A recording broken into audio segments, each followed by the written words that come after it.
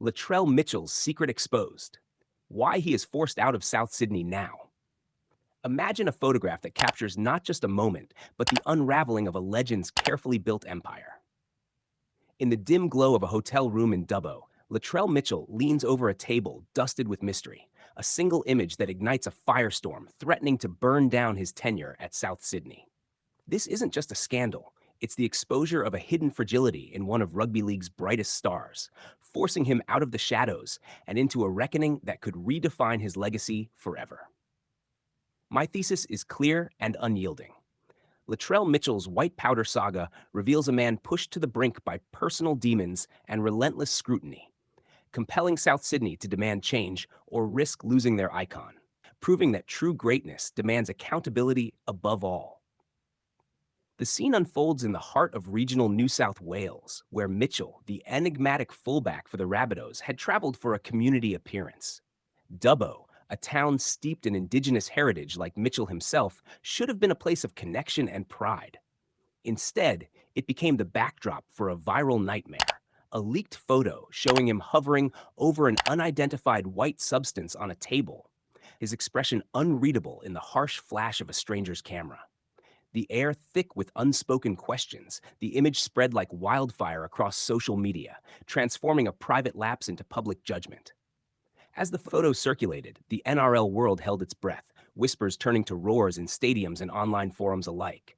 Fans, once chanting his name in adoration, now divided in heated debates, some defending his humanity, others decrying the betrayal of a role model. Please like, share, and subscribe for more Sport Talk content.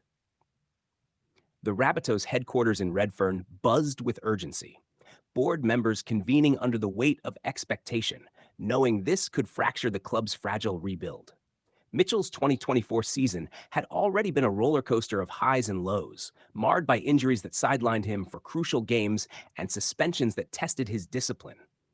A Lisfranc foot injury robbed him of momentum, while earlier bans for on-field incidents, like a high tackle, painted a picture of a player teetering on the edge. South Sydney, a club with a storied history of resilience, found itself grappling with their stars' off-field turbulence, the white powder photo serving as the tipping point in a year defined by controversy. The turning point arrived swiftly, like a thunderclap in a clear sky. The NRL Integrity Unit launching an investigation, summoning Mitchell for questioning as the media swarm descended on his Sydney home. Inside the Rabbitohs boardroom, the atmosphere was electric, heavy with the scent of polished wood and unspoken disappointment.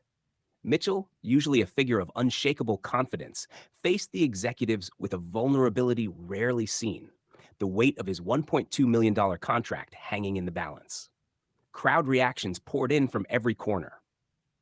Social media timelines flooded with hashtags of support and condemnation. Indigenous communities reflecting on the added pressure on their heroes, while rival fans jeered from afar. One anonymous leak had amplified the voices of thousands, turning personal privacy into a public trial. Mitchell's agent spoke first, decrying the betrayal by those who captured the moment, but the focus remained on the man at the center, his silence amplifying the drama. In a private conversation that leaked through whispers in the league, Mitchell expressed remorse, acknowledging the hurt inflicted on his family, teammates, and young fans who looked up to him. "I didn't know what was happening," he reportedly said, his voice cracking with the raw emotion of a man confronting his flaws. The boardroom walls seemed to close in, the cinematic tension building as decisions loomed. Would this be the end of his Rabbitohs chapter? The symbolic moment crystallized when Mitchell emerged from the meeting, facing the cameras with a steely gaze softened by humility. He broke his silence briefly, pleading for space. "Leave me alone at my house, please. That'd be nice." It was a plea not just for privacy, but for a chance to rebuild, the crowd's virtual roar echoing in his ears as supporters rallied with messages of forgiveness, reminding him of the love that still burned beneath the outrage. The aftermath exploded across platforms, the photo dissected on news shows and podcasts, fueling debates on athlete conduct and the unforgiving lens of fame. Social media algorithms amplified the story, trending for days as influencers weighed in, some calling for his sacking, others highlighting systemic pressures on Indigenous players in a predominantly white sport. News outlets ran headlines that cut deep, linking the incident to Mitchell's past controversies, like his war of words with Anthony Mundine over racism in the league, adding layers of cultural context that deepened the narrative. Historically, South Sydney has been a beacon for Indigenous talent, from legends like Eric Sims to modern icons, making Mitchell's misstep feel like a blow to a proud heritage. Fan reactions evolved from shock to solidarity, with Rabbitohs faithful organizing online campaigns to support their star, their cheers in empty stadiums imagined as a chorus of redemption.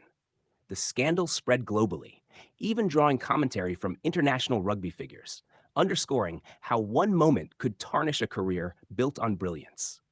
In the wake, the NRL handed down a one-match ban and a fine, while South Sydney imposed their own penalties, up to $250,000 potentially, yet chose not to tear up his contract, opting instead for a path of reform. This decision rippled through the league, sparking reflections on forgiveness in sports, where human error meets unyielding expectations. This moment speaks volumes about humanity in the glare of the spotlight, where athletes like Mitchell carry not just their own burdens, but the hopes of communities. It's a reminder that beneath the jerseys and accolades lies vulnerability, a call to empathy in a world quick to judge. Sportsmanship, at its core, isn't flawless execution, but the courage to rise after falling, and Mitchell's saga illuminates the values of accountability and growth that define true champions. Reflecting deeper, it highlights the isolation of stardom, where personal struggles amplify under public scrutiny, urging us to consider the mental toll on those we idolize. Yet, in this turmoil, there's inspiration. Mitchell's journey mirrors the resilience of Indigenous Australians, turning adversity into a platform for advocacy and change. The reflective lens turns to legacy. What does this say about a man who has electrified fields with his speed and vision, only to stumble off them? It affirms that character is forged in fire, not avoidance. Ultimately, this episode underscores the power of reflection, inviting us all to examine our own lapses with the same grace we demand from our heroes. In his own words, post-event, Mitchell shared, "I want to do better," a simple yet profound admission that revealed his humility and commitment to growth amid the storm. He reflected further, "I know I've let people down, but I'm focused on my family and my game now," his voice carrying the weight of perspective earned through hardship, inspiring a new chapter of